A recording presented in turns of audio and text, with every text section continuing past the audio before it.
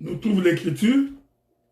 J'ai encore une autre écriture que je voudrais trouver pour vous. Il est écrit quoi? Galates chapitre 3. Galates chapitre 3. Galates chapitre 3, le verset 24. Écoutez ce qui est écrit. Ainsi, la loi a été comme un pédagogue pour nous conduire à Christ. Voyez-vous donc? Paul explique qu'en réalité, la loi, c'était un chemin. La loi était une voie. La loi, en réalité, nous enseignait, nous amenait vers. Or, je vous avais dit que la loi, ici, ce n'est pas les 10 commandements. La loi, c'est toute la partie qui commence depuis la création jusqu'à sur la croix. C'est-à-dire, tout ça, c'est la loi. C'est l'ombre. Paul dit que tout ça, là, c'était un chemin qui nous amenait vers Christ. Donc, quand on observe la loi, nous pouvons donc comprendre que Christ va apparaître. C'est pourquoi David qui vient au champ de combat, il se présente au champ de combat comme étant le 4e. Voyez-vous? Pour confirmer qu'il est Judas. Mais avant que David ne vienne, il y a eu d'abord 3 de ses frères qui sont arrivés au combat. Mais la victoire n'a pas été attestée. C'est pourquoi j'aime ça. Donc, quand tu es en train de lire l'Ancienne Alliance, je t'informe que si tu manges l'Ancienne Alliance crue, tu mourras. Pourquoi? Parce que l'Ancienne Alliance est un pédagogue. C'est une ombre qui nous enseigne, qui nous amène vers. Donc, quand nous sommes en train d'expliquer l'histoire de Judas et de Tamar, si tu avales cette histoire telle que c'est écrit noir sur blanc, tu ne peux pas avoir la vie. Pourquoi? Parce que ces choses sont une ombre qui nous annonce la venue du Seigneur Jésus-Christ. Avez-vous remarqué ça? Maintenant, donc, nous comprenons. Ça, si tu n'as pas compris, je vais attendre 2 minutes pour que tu poses la question.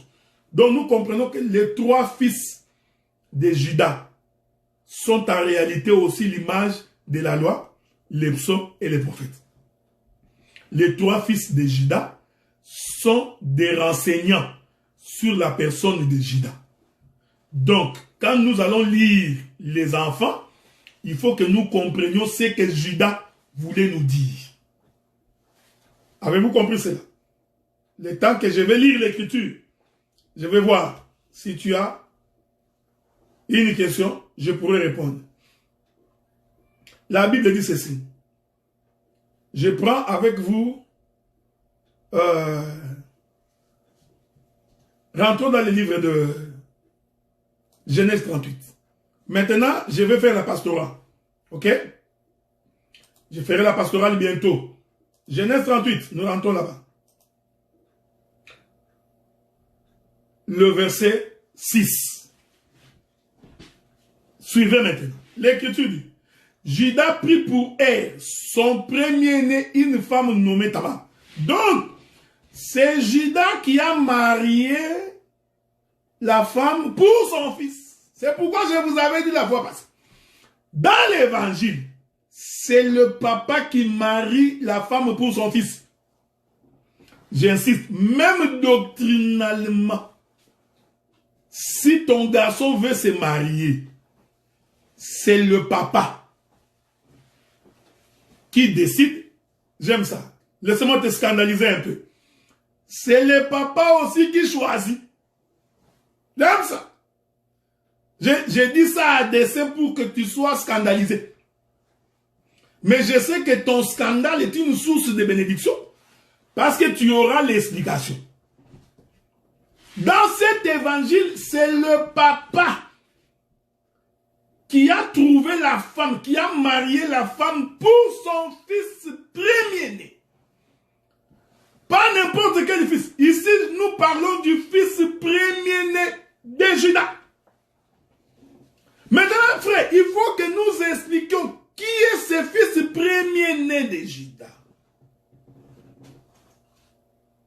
souffrait avec moi, que nous mettions nos bottines à 12 crampons, que nous fassions un petit détour dans les jardins. La Bible dit que Adam est le fils premier-né de Dieu. Ici, je suis d'abord dans l'ombre. Parce qu'il est l'image de son père. Je vous avais donné l'écriture, frère. Donc, Adam est l'image de Dieu. Donc, il reflète son père.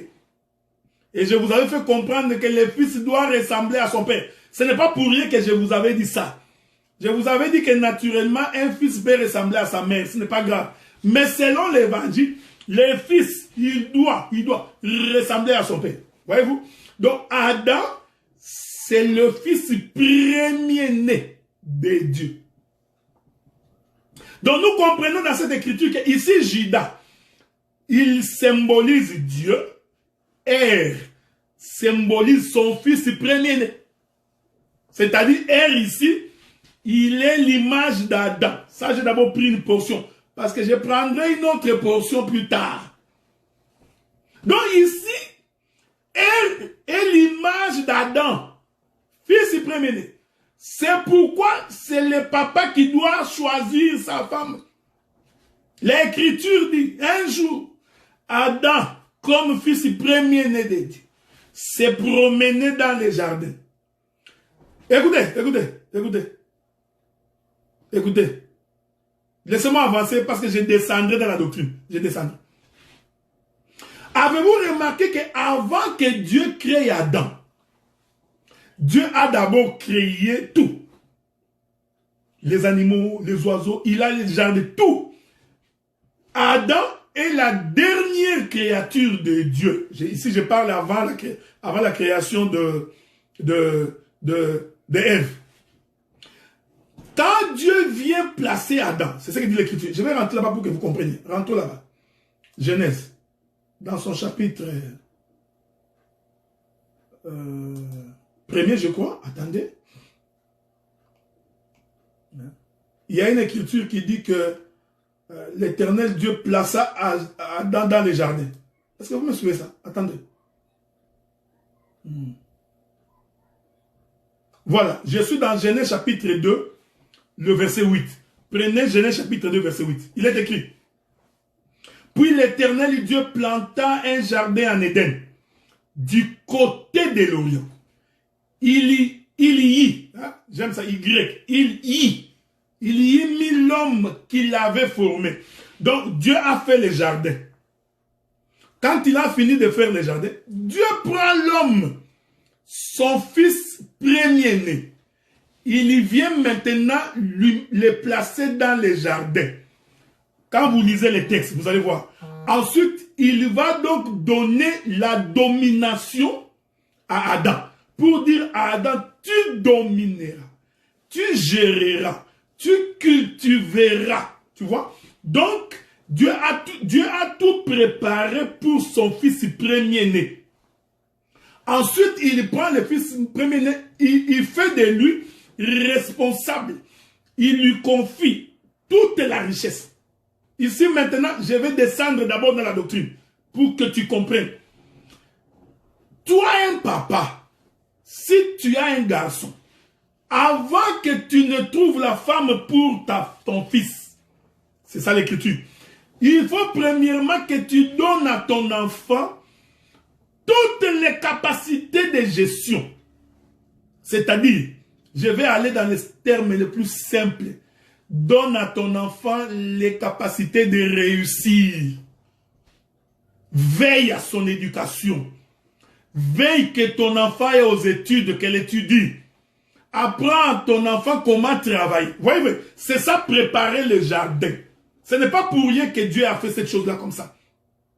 Donc, le parent, ici je suis dans la doctrine.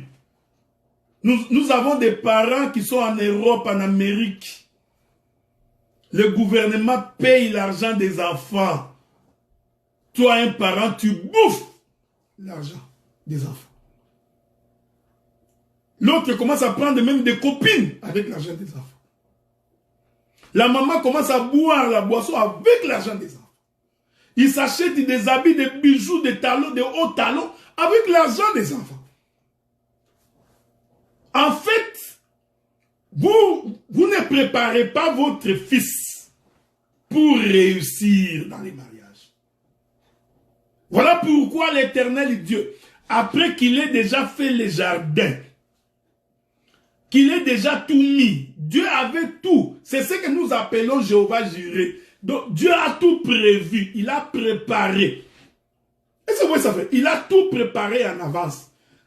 Ensuite, il prend son fils premier-né, son fils. Voyez la doctrine.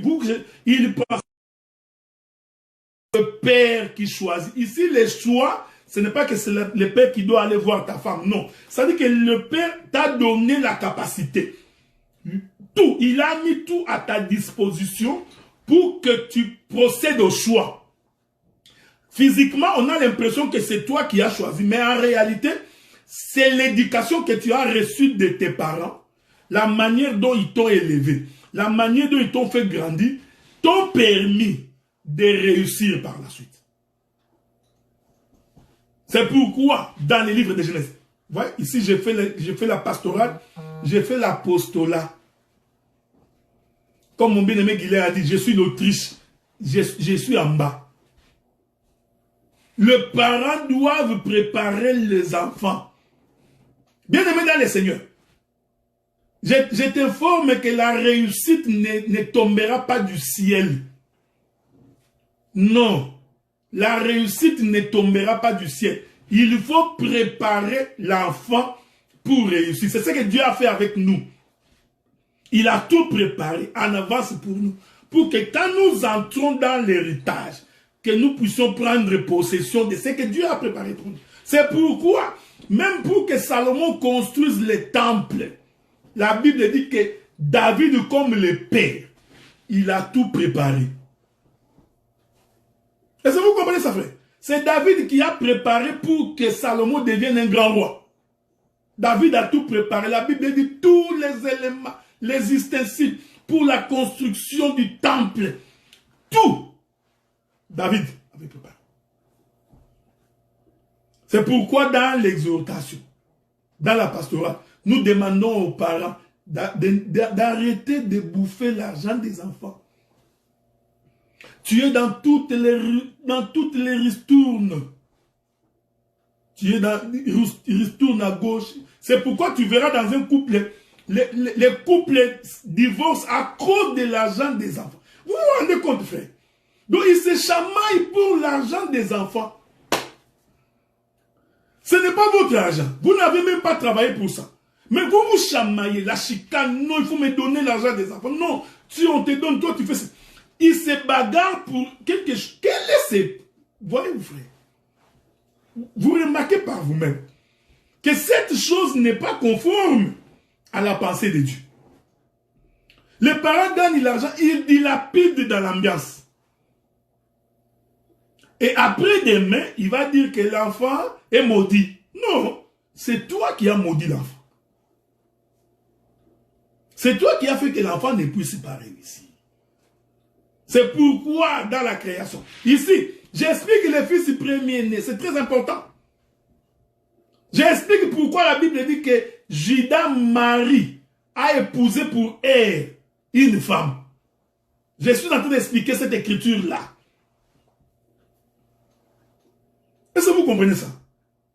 Donc, le papa, Dieu comme père, il a préparé son enfant, Adam, à entrer dans les mariages, à entrer dans la vie. Parce que comprenez, ici je suis encore dans la doctrine. Prendre Adam, venir le placer dans le jardin, doctrinalement, c'est-à-dire que le père lui a confié la responsabilité de tout ce que lui, le père, avait préparé. Donc, tout ce que le fils a appartient au père. Avez-vous remarqué ça, frère? Donc, tout ce que Adam avait, rien ne lui appartenait. Tout appartenait à Dieu. J'aime ça. C'est pourquoi Jésus avait dit, Tout ce que vous me voyez faire, c'est le Père. Voyez-vous le véritable Adam? Il n'y a rien que je puisse faire par moi-même. Tout ce que je fais, en réalité, c'est le Père. Voyez, frère. Donc, c'est le Père qui m'a tout confié. Tout. C'est pourquoi j'ai dit et j'insiste. Dans la doctrine, les parents doivent préparer les enfants. Si tu abandonnes ton enfant maintenant, tu regretteras plus tard. Il faut apprendre à ton enfant la voie du Seigneur. Apprends à ton enfant comment chercher. Dans les pays où nous sommes ici, dans les pays développés, non, ton enfant né ici, grandit ici, pourquoi va-t-il s'endetter? Pourquoi va-t-il s'endetter pour faire des études supérieures? Pourquoi va-t-il s'endetter pour faire l'université? Alors que pendant toute sa jeunesse, on t'a confié son argent. Mais tu n'as pas épargné. Ici, là, j'étais dans la doctrine pour te donner un conseil. Pour dire que les parents doivent préparer les biens pour leurs enfants. Voyez-vous? C'est ça qui va les amener à réussir. Montons. Le fils premier-né, ici, j'aime ça, il y a des frères qui me donnent des versets. Oh, vous pouvez les lire pendant que vous êtes là-bas. Nous allons continuer. Maintenant, quand on prend Adam, on lui donne la gestion de tous les jardins. Cette écriture-là nous faut aussi comprendre que Dieu a confié à Jésus tous les pouvoirs. Tous les pouvoirs lui a été confiés. C'est ce que Philippiens dit.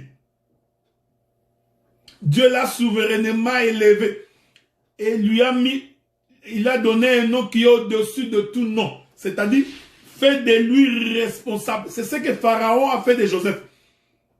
Tu vois?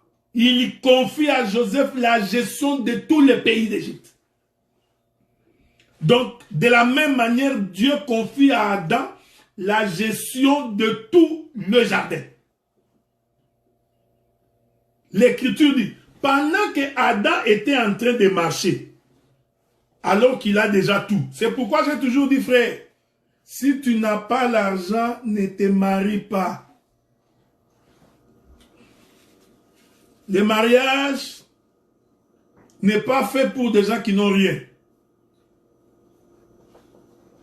Est-ce que vous comprenez? Si tu n'as rien, tu n'as pas droit au mariage. Le mariage est pour des gens responsables. J'insiste, frère. N'essayez pas de philosopher. Le mariage est fait pour des gens responsables. J'avais dit à des frères, il ne faut jamais croire que tu te maries parce que tu brûles dans ta chair. Non. On ne se marie pas pour ça. C'est lui, un type irresponsable, vous ne pouvez pas lui confier une femme. C'est pourquoi nous avons des frères mariés, il abandonne la femme. Il ne sait jamais comment on éduque les enfants. Il ne sait jamais comment les enfants se réveillent le matin. Comment ils vont à l'école. Il ne connaît pas la souffrance de l'enfant, les besoins de l'enfant. Donc, un type irresponsable, il ne fait que regarder la télé, matin, midi, soir, en train de zapper. Voyez-vous, frère? Donc, il y a même des hommes, ils mangent les poulets dans la maison, ils ne savent même pas d'où vient le poulet. Le mariage n'est pas fait pour des gens irresponsables. Le mariage n'est pas fait pour des pauvres. Excusez que je vous dise ça comme ça. Ici, même David a dit, Dieu, ne fais pas de moi quelqu'un de trop riche, de peur que je puisse m'éloigner de toi. Mais ne fais pas également de moi un homme pauvre. Sans quoi je vais te renier et dire que qui est Dieu. Donc, la pauvreté est très mauvaise pour quelqu'un qui veut se marier. Je n'entre pas dans les détails parce que les pasteurs ils ont du travail à faire. C'est quand, frère, un pauvre, toi tu vas te marier. Tu connais la femme? Tu ne connais pas la femme, hein? Quand la femme n'a pas mangé, tu peux tout dire. Même la soumission là que tu cherches, tu ne l'auras pas.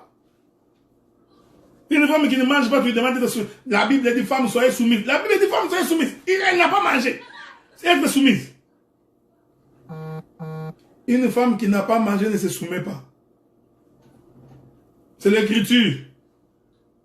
Toi, tu es en train de lire noir sur la femme, soyez soumise. Non, tu n'as pas lu l'intérieur de ces versets. L'intelligence de ces versets, tu n'as pas compris. C'est pourquoi tu te lèves le matin, tu n'as pas donné d'argent à rien, tu ne contribues à rien. Nous avons des hommes. Tu habites, tu maries une femme, tu ne contribues à rien, frère. À rien, absolument à rien. Et puis tu donnes aussi des ordres. Là tu mets, donne-moi ça. Le mariage est fait pour les gens qui ont des biens. Et c'est fait pour des gens qui sont responsables. C'est pourquoi Dieu, avant de donner à Adam une femme, Dieu a d'abord donné à Adam le bien. La gestion du jardin. Adam ne manquait de rien.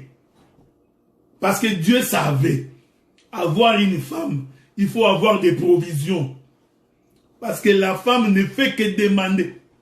C'est un don qu'il a reçu de la part du Seigneur. C'est de toujours demander. Maintenant, si la femme demande que toi, tu n'en as pas, tu seras en colère. Très en colère. Tu vas commencer à la traiter des démons. Non, non, c'est un don qu'il a reçu de la part du Seigneur pour venir demander. C'est pourquoi Dieu, avant de donner à Adam Ève, il met d'abord à la disposition d'Adam tout ce qui était dans le jardin. Frère, ici, je reste vraiment dans la doctrine. Je ne suis pas dans la révélation. C'est pourquoi même pour que Abraham puisse trouver la femme pour Isaac, avez-vous remarqué? C'est Abraham qui a décidé qu'Isaac doit se marier. La Bible dit qu'Abraham dit, il regarda Isaac, il dit, mon fils est arrivé à l'âge de se marier. Il appelle le serviteur le plus ancien de sa maison. Il donne à son serviteur de biens. La Bible dit qu'Abraham donna tous ses biens à son serviteur.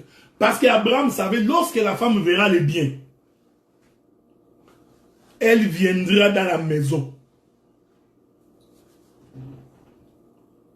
Regardez la manière dont le serviteur le plus ancien de la maison d'Abraham a baratiné Rebecca. Vous n'avez jamais lu ça?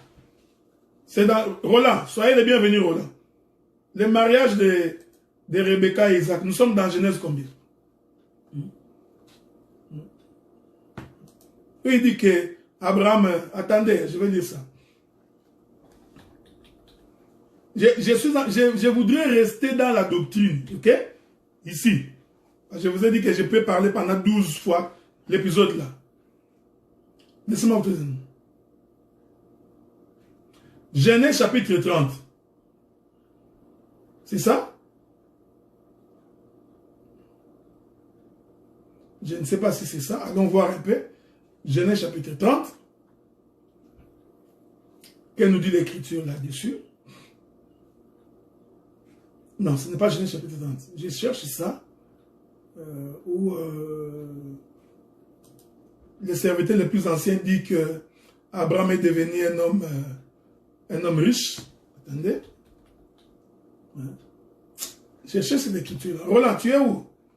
Tu me fais de la peine, quoi.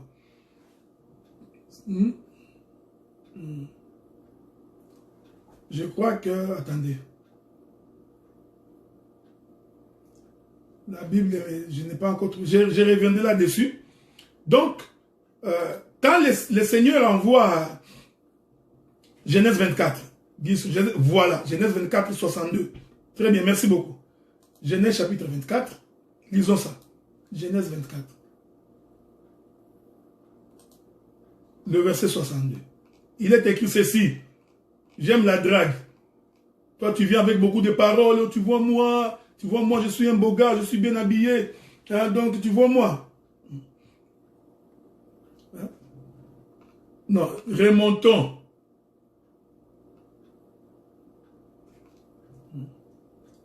Donc, vous avez remarqué que la Bible dit, lisons d'abord le verset 62 qui m'a été donné, bien que ce n'est pas ce que je cherche. Je cherche quand cet homme parlait. Il dit ceci. Je prends le verset 65. Non, verset 62. Cependant, Isaac était revenu depuis... non, c'est pas ce que je cherche. Moi, quand cet homme parlait à Laban, c'est ce que je cherche. Hein? Donc, ton serviteur s'est trouvé une femme qui est devenue un homme prospère, et dans sa vieillesse, Dieu l'a béni d'un fils.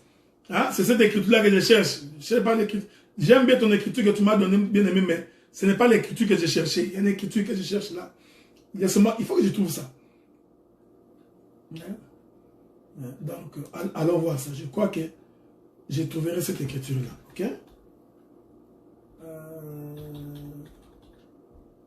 Souffrez. Je vais trouver cette écriture-là. Voilà. J'aime ça. C'est Genèse 24 à partir du verset 36. Genèse chapitre 24. Nous allons lire à partir du verset... commençons par le verset 34. Genèse 24, verset 34. Alors il dit, je suis serviteur d'Abraham. L'Éternel a comblé de bénédictions mon Seigneur, qui est devenu puissant. Il lui a donné des brebis, des bœufs, de l'argent, de l'or, des serviteurs et des servantes, des chameaux et des ânes. Tu vois? Sarah, la femme de mon Seigneur, a enfanté dans sa vieillesse un fils à mon Seigneur. Et il lui a donné tout ce qu'il possède. J'aime la Bible, frère. J'ai lu ça.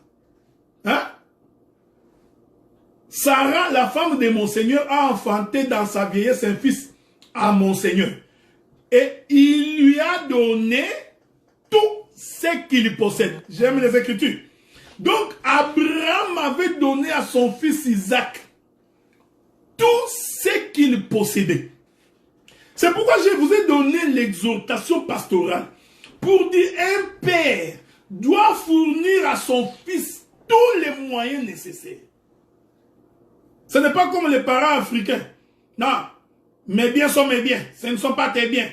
Toi aussi cherche les tiens. Non, non. Apprends à ton enfant comment chercher. Fais étudier ton enfant. Amène ton enfant à voir grand. Fais en sorte que dans ta maison, dans ta famille, qu'on ait des hommes considérés. Des gens qui vont étudier, qui vont aller loin. Il faut voir ça. C'est ça mettre à la disposition de son enfant. Les biens. Tout, ici, je suis dans la doctrine. Parce que je t'informe que la femme regarde le bien. Est-ce que vous comprenez ça? La femme, Dieu l'a créée comme ça. La femme, dès qu'elle voit, vous blaguez avec l'argent. Hein? Quand la femme voit l'argent, elle voit les voitures, elle voit les maisons. La femme, tu vois, l'amour grandit. L'amour grandit. Ici, je suis dans la doctrine. Je ne te dis pas d'aimer le monde. Ce n'est pas ce que je dis. Mais j'explique les choses célestes. Vous vous compliquez la vie pour rien. Quand vous avez la possibilité, aidez vos enfants. Apprenez-le. Réfléchissez en grand. Pensez en grand. Amenez vos enfants aussi. Là où toi tu as échoué, il faut que ton enfant réussisse. Non. Tu sais, moi j'ai étudié à l'Institut Kingulu, Kipatakati Kaobandundu. J'ai monté dans les camions avec les chèvres. Pourquoi toi tu aimes trop que tout soit facile? Comme toi tu as souffert. Donc tu veux aussi que ton enfant puisse souffrir. Non. Non, bien aimé dans le Seigneur. C'est pourquoi Abraham a pris toute sa richesse. C'est ce que dit l'Écriture, frère. Je n'invente pas. Abraham a pris toute sa richesse. Il l'a remis à son fils. Ici, je reste d'abord dans la doctrine, frère. Si Dieu permet les dimanches, je monterai. Parce que quand le fils a les biens, il peut se marier. C'est pourquoi j'ai dit que le mariage n'est pas fait pour un pauvre. Ce n'est pas de l'insulte, frère. Non. Quand tu n'as rien, ne va pas prendre la fille d'autrui. Toi aussi, jeune fille, quand quelqu'un se présente chez toi, tous les jours en babouche, les mêmes pantalons, la même chemise, refuse ce mariage-là. Tu vas les souffrir. Tu vas les souffrir pour rien et tu vas commencer à nous déranger. Oh bien-aimé, de prier pour moi, le mariage là, mon mari là que j'ai trouvé. Tu nous fais souffrir pour rien parce que tu n'as pas écouté. Il faut refuser la médiocrité. Frère, il faut refuser ça. L'homme qui vient, lisez les textes, je n'ai pas le temps, je pouvais continuer. Lisez les textes, vous verrez comment le serviteur le plus ancien de la maison d'Abraham a donné les biens à Rebecca. Rebecca regarde, quand Rebecca est rentrée chez ses parents, les parents ont dit, il a rencontré quelqu'un. Je suis dans la doctrine. Vous qui aimez la pastorale, ici, là, je suis dans la pastorale. Non! Arrêtez, frère, je m'excuse beaucoup, je sais que beaucoup de gens vont me haïr aujourd'hui, mais je vais vous parler. Non! Tu ne peux pas aller, toute ta vie, tu habites dans la maison de la femme. Frère, non! Tu habites dans la maison de la femme. Tu manges, tu ne donnes rien.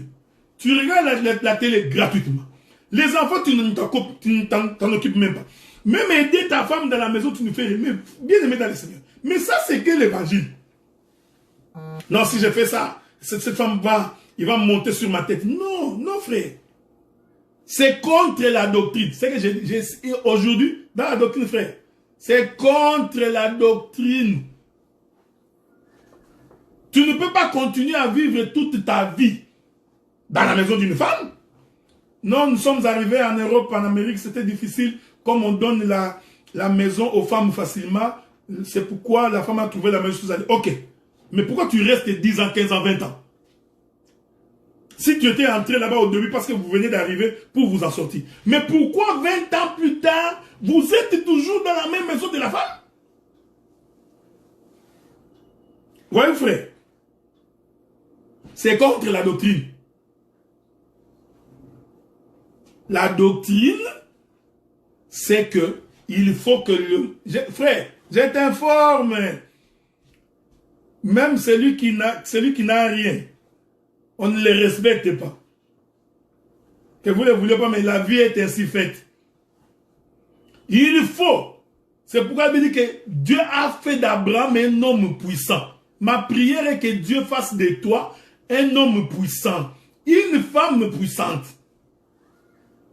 Quand on te demande 100 $, tu as l'impression, c'est comme si on a pris 30 ans de ta vie. 100 $. Frère, donnez-nous 100 $.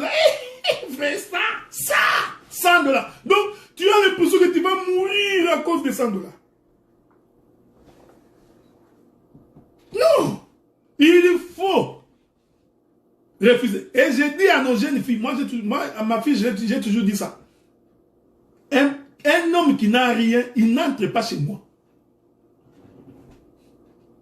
Et mes filles savent que quelqu'un qui ils connaissent, tu vois quand les enfants connaissent leur père, hein, ils disent, ouh, ça on connaît, lui, le daddy est comme ça. Donc, quelqu'un, il n'a rien, sans avenir, rien, sans projet, il vit le jour le jour. Je t'informe que c'est la faute des parents. Un parent doit se sacrifier pour ses enfants. Même si toi, tu dois manquer. Mais fais en sorte que...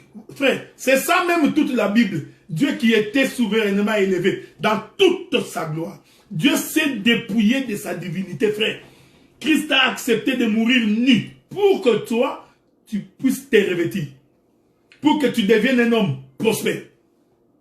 Vous voyez? Ça d'abord, c'est dans le spirituel. Même physiquement, il faut qu'un parent puisse faire en sorte. C'est pourquoi l'Écriture dit, Dieu n'a pas donné à Adam Ève avant de confier à Adam le jardin. Maintenant, la Bible dit, pendant que Adam était en train de se promener, je vais atterrir dans 6 minutes. Pendant que, parce que quelqu'un m'a fait la remarque que je parle trop, ça prend beaucoup de temps. Même pour suivre sur YouTube, ça prend beaucoup de temps. Je vais arrêter bientôt, mais c'est impossible que j'arrête avant. Pendant que Adam s'est promené, Tout ça, je suis en train d'expliquer. Judas prit pour son premier fils une femme du nom de Tamar. C'est ce que j'explique. C'est ce petit verset-là que j'explique. Tout ce temps, je n'explique que ce verset-là. Pendant que Adam, le fils premier-né de Dieu, ici vous comprenez que Adam c'est Er et Dieu c'est Judas.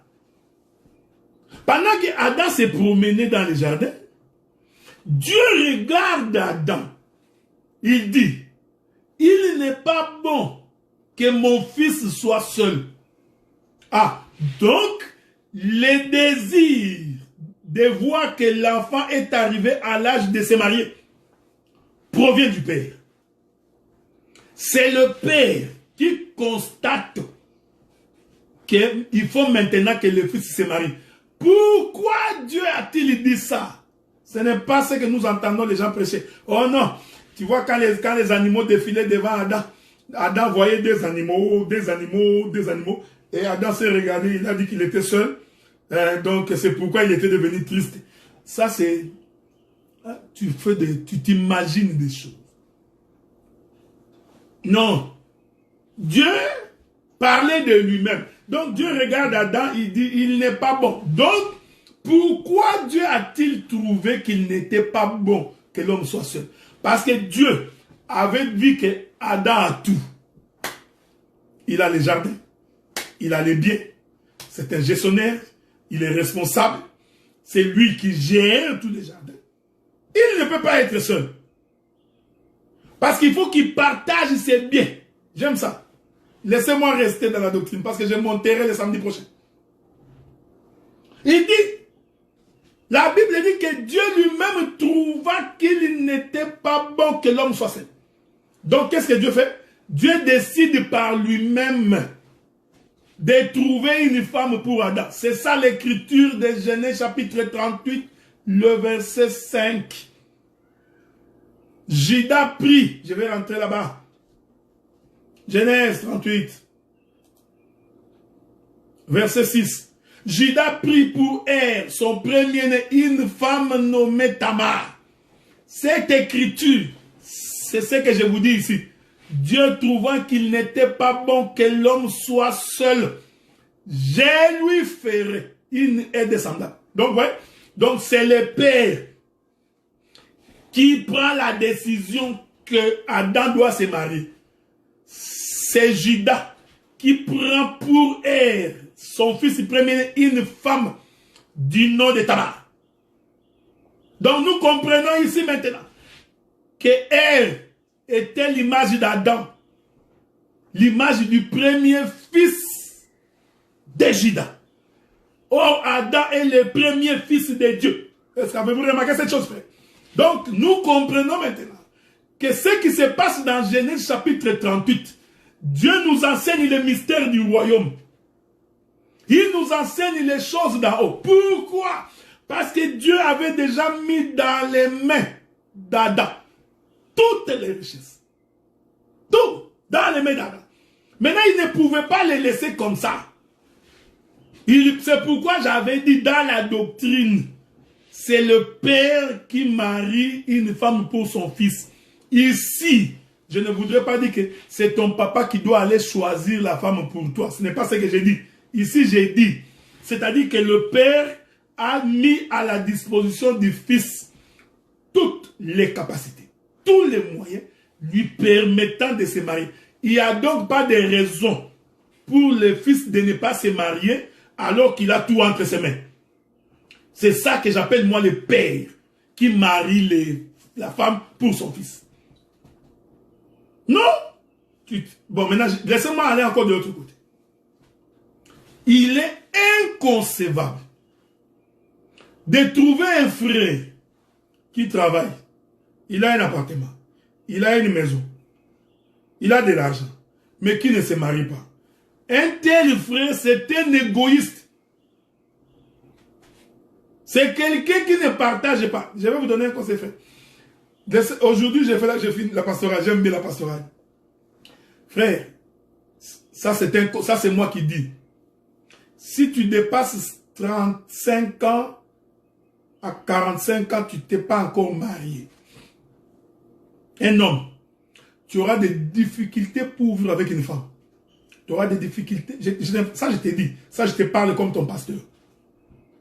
Quand tu dépasses 35 ans, vers 40, 45 ans, tu n'es pas encore marié. Le jour où tu vas te marier, tu vas souffrir. Parce que tu ne connais pas la femme. Hein? La femme, il faut apprendre à faire avec. La femme, c'est tout un esprit. Et je t'informe que la femme, c'est un esprit de rébellion. Donc, il faut que tu sois un homme patient. Tu vois? Un homme qui sait faire avec, qui continue la marche avec.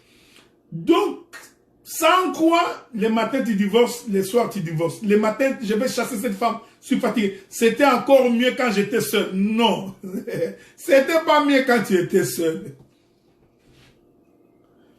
Tu as tous les moyens entre tes mains, marie-toi. Je n'ai pas encore fini parce que dans cette démarche, je te donnerai même l'adresse où il faut aller te marier. Je te donnerai même l'adresse. Ce n'est pas parce que tu as l'argent, tu as tout, justement pas te marier. Non, non. Il faut encore qu'on te dise. C'est pourquoi je vous avais dit que c'est le père qui marie une femme pour son fils. Cette expression, elle est très importante. J'ai lu avec vous. Judas prie pour elle. Donc c'est Judas qui a pris pour elle. Son fils premier-né. Une femme nommée Tamar. Donc, c'est encore le père qui connaît la femme. C'est très important. Ce que je dis, c'est très important. Donc, tu ne te maries pas pour te marier. Donc, pour te marier, il faut encore que le père... Bon, je vais encore rester d'abord dans la doctrine. Ici, je crois que mon bien-aimé, le docteur Jean Ngongo, va être très content. Parce que lui m'a toujours reproché, oh non, toi, des fois, tu ne respectes pas la doctrine. Tu n'es que dans la révélation. Bon, mon bien-aimé Ngongo, je reste dans la doctrine. Regardez, frère. Le père, de la manière dont il a élevé son enfant, va définir même pour son enfant les critères d'une bonne femme. Vous comprenez ce que je dis? C'est ce que je dis, c'est le père qui voit. Parce que le père sait, voici les critères d'une bonne femme. Je suis encore dans la doctrine. Et cette manière est inculquée dans l'enfant pendant qu'il est dans la maison de son père. Il sait que selon la coutume de mon père, ça j'aime ça, selon la coutume de mon père, je ne peux pas épouser une femme qui viendrait de telle et telle et telle famille. Je ne peux pas épouser une femme de telle et telle manière. Je ne peux pas épouser une femme qui réagit comme ça, comme ça, comme ça. Donc, voyez, donc en réalité, c'est le père qui a mis ça dans le fils. De telle sorte que même quand le fils choisit, spirituellement, c'est les choix qui proviennent du père. J'aime ça. C'est pourquoi Jésus pouvait dire, ils étaient à toi. Parce qu'ici, vous comprenez, hein? Je vous ai précédé un peu. C'est le fils premier. Ils étaient à toi, tu me les as donnés. C'est pourquoi, quand Dieu crée Ève, c'est encore Dieu lui-même qui prend Ève, qui vient donner à Adam. Tu vois? Donc, c'est Dieu qui a choisi pour Adam la femme.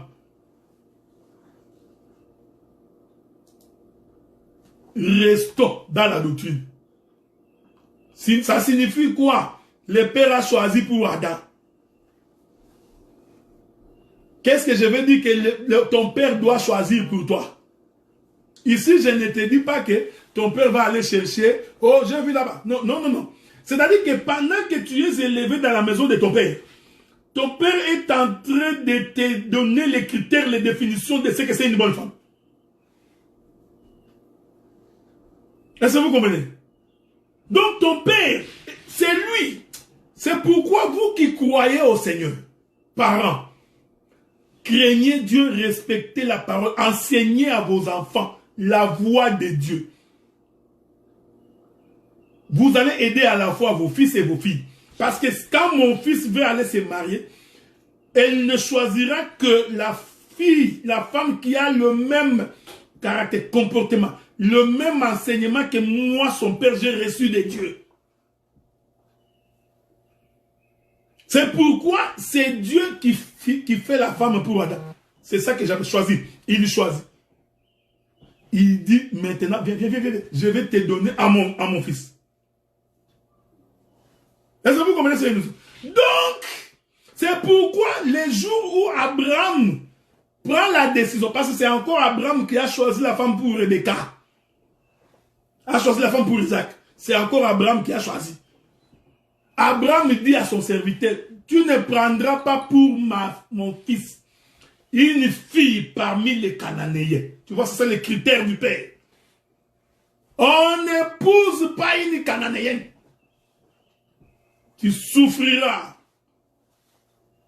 Qui trouve une femme trouve le bonheur. Faites attention. Ne répète pas l'écriture parce que ce n'est pas les livres de Tintin au Congo. Ce n'est pas Kalao. Ce n'est pas Kouakou. Nous ne prêchons pas les livres de Kouakou. Ou de Mosekonzo et... Comment il s'appelle? Mama Sakina. Non. Ici, ce n'est pas pour rien qu'Abraham a dit. Tu ne prendras pas. Donc, les choix, c'était les choix du Père. Pourquoi? Parce que le Père connaît l'enseignement. Le Père connaît les critères. Sans quoi tu risques d'aller épouser un démon. Et tu nous donneras beaucoup de travail dans la prière de délivrance. Nous allons continuer à prier. Frère, je ne dors pas. Cette femme-là n'écoute pas. Cette femme est impolie. Non, parce que toi, tu n'as pas écouté les conseils. C'est pourquoi, vous qui êtes jeunes non mariés, vous qui avez cru à la parole, vous n'avez point d'excuses. Roland, tu n'as pas d'excuses pour te marier. Parce que toi, tu as l'enseignement, tu dois t'accrocher. Tu sais qu'est-ce qu'il faudrait faire. Est-ce que vous comprenez ce que nous disons? C'est très important. C'est pourquoi j'ai dit et j'insiste que c'est le Père qui choisit. Et dans la révélation et dans la doctrine. Sauf que toi, tu es en train de penser que j'ai dit, c'est le Père qui va aller dire non, prends ça. Non, non. Donc la manière dont le Père a enseigné à son fils, c'est ça le choix du Père. C'est pourquoi Jésus pouvait dire, nul ne peut venir à moi s'il n'est pas attiré par le Père. Est-ce que vous voyez ça, frère? Personne ne peut venir à Jésus. Voilà, le fils du premier-né. S'il n'est pas attiré par le Père. C'est le Père qui choisit. J'aime ça. L'Écriture dit, ce n'est pas vous qui m'aviez choisi, c'est moi. Moi qui vous ai choisi. Genèse chapitre 38, le verset 6. J'ai relu ça. Laissez-moi relire ça. Et on va atterrir, pas je suis fatigué. Hein. J'aime quand je parle comme ça, j'ai l'impression que je suis fort. Mais quand je finis là, je suis tellement fatigué. Lisons ça. Judas prit pour elle son premier-né, une femme nommée Tamar. J'insiste, c'est le papa qui choisit. Un pauvre ne peut pas se marier. Si tu n'as rien, ne te maries pas, tu vas... Frère, tu souffriras. Pauvre, tu n'as rien. Toi, tu crois qu'une femme qui n'a pas mangé, il ne pourra même pas te dire je t'aime. Tu vois, quand la femme dit je t'aime, là, c'est parce qu'elle a tellement bien mangé, bien. Elle se sent bien dans sa peau. Là, quand il te regarde avec un courant d'air frais, là, il te dit, chérie, je t'aime. Tu crois qu'il dit je t'aime là pourquoi? Parce qu'elle dit, mais si son ventre est creux, même le je t'aime là, il ne sort pas. L'Écriture dit, je finis ici, premier-né de Judas, était méchant aux yeux de l'Éternel, et l'Éternel le fit mourir. Voilà. Donc, le premier-né de Judas était un homme méchant. C'est pourquoi Dieu l'a fait mourir. Maintenant, le samedi prochain, nous allons expliquer la méchanceté du fils premier-né. Nous allons entrer dans la profondeur pour expliquer la méchanceté du fils premier-né. Et le samedi prochain, je monterai maintenant pour expliquer ces gestes de la responsabilité qu'on confie à Adam. Pourquoi Adam devait être un homme riche? Parce que spirituellement également, il y a l'explication. Est-ce que vous comprenez? Mais, retenez. Guy Giston dit qu'il a 35 ans. Mon frère, tu vas souffrir si tu n'es pas encore marié. Donc, Genèse chapitre 38, verset 7. Premier-né de Juda était méchant aux yeux de l'Éternel. Et l'Éternel le fit mourir. Ici, faites attention. La méchanceté du fils du premier-né.